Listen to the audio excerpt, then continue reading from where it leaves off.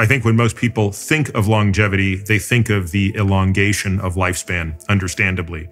But that's really only part of it. The other part, the part that might actually be more important to most people when pressed on the issue, is health span, which is the quality of life. And the medical definition of health span is not a particularly helpful definition in my view. It's effectively the period of time from which you are free of disability and disease. But I don't really think that captures what health span is to most people. And so I think health span is a broader concept. It really constitutes some measure of cognitive health, physical health, and emotional health. And at least two of those are intimately linked to age, which is to say they generally decline with age.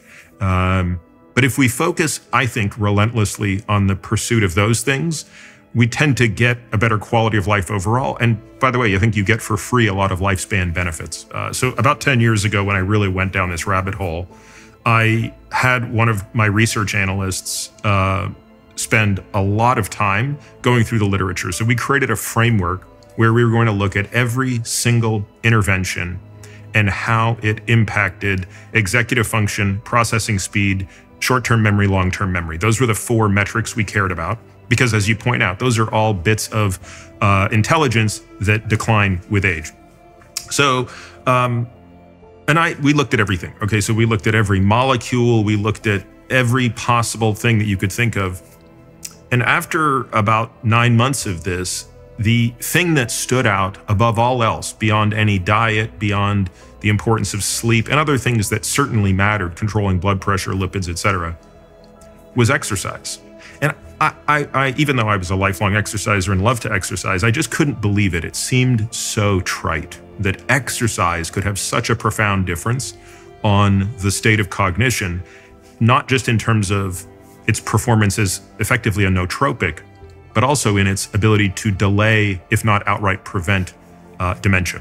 When you look at the improvements in glucose disposal, insulin sensitivity, and all metabolic parameters, exercise is the most important tool we have there. When you look at the reduction of inflammation, vascular health improvements, again, exercise stands alone. When you look at the production of neurotropic growth factors such as BDNF, again, exercise is basically a drug for neurons.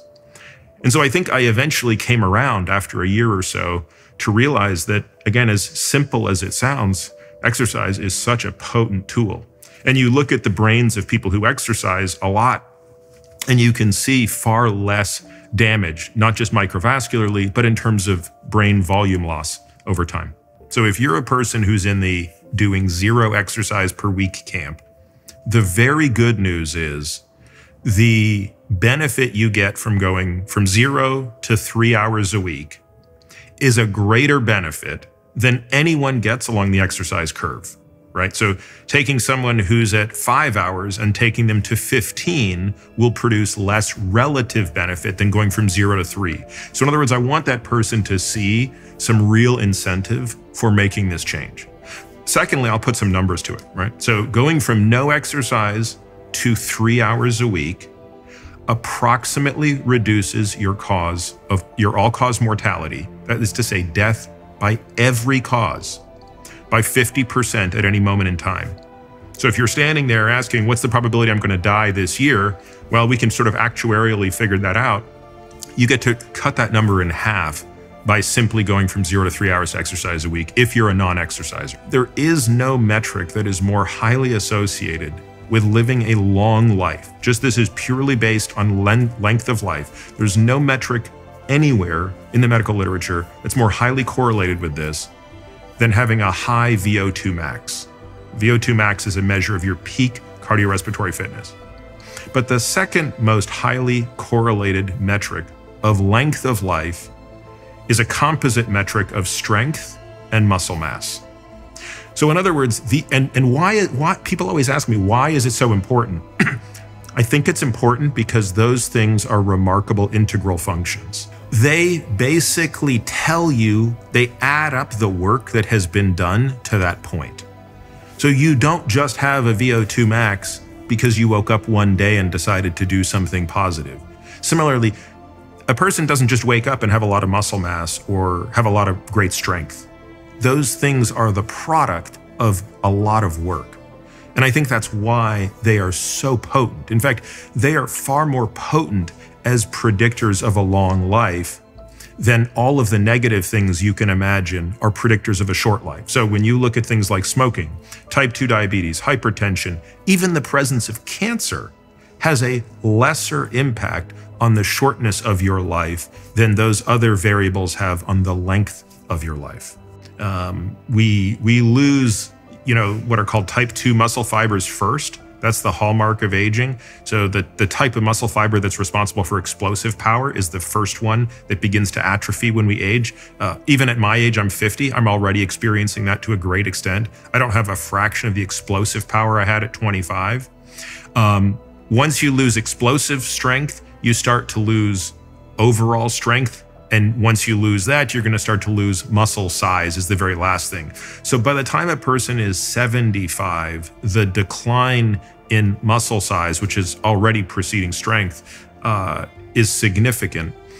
Now, we can do a lot to prevent this, and I think that that's what's being captured by these statistics. The people who are able to delay that loss of strength and muscle mass are the ones that are going to live the longest on average. What's the single most important exercise you could do if you could only do one? And for the lower body, for the lower body, I think step-ups would be, so if you had just 2 dumbbells and a box, you can do anything, right? Because you're gonna do forward step up, backward step up, side step up. You can go heavy, you can go light. You focus on the concentric phase, which is the phase of getting up. Concentric is the phase of a muscle when it's getting shorter, but then you really get to focus on how slowly you can step down. So I'm doing box step ups at least twice a week. I do a count of 1 up, 3 down. So taking 3 full seconds on that one leg to descend. And that's training what we think of as the brakes. So when we age, this is a particular form of strength that deteriorates, which is eccentric strength, the strength that a muscle exhibits while it is getting longer. This is why so many old people fall. And the mortality of a fall when you are above the age of 65 is staggering. So depending on the series you look at, 15 to 30% of people over the age of 65 who fall and break a hip will be dead within a year of that fall. Of those who survive, 50% of them will experience a reduction in class of mobility. So meaning people who walked normally will walk with a cane, people who walked with a cane will walk with a walker, people who walked with a walker will be wheelchair bound. This is a profound change in quality of life. And a lot of it has to do with a loss of this type of strength. If you think about it, people are much more likely to hurt themselves stepping off a curb when they get old than stepping onto a curb. It's these loss of brakes. So yeah, a set of dumbbells, which you can carry around, because that's really a very important piece of upper body strength, is being able to carry something. That's where that grip strength is coming from. And being able to do step ups, step downs, squats, all sorts of things. Yeah, you don't want to let perfect be the enemy of good when it comes to initiating this type of thing.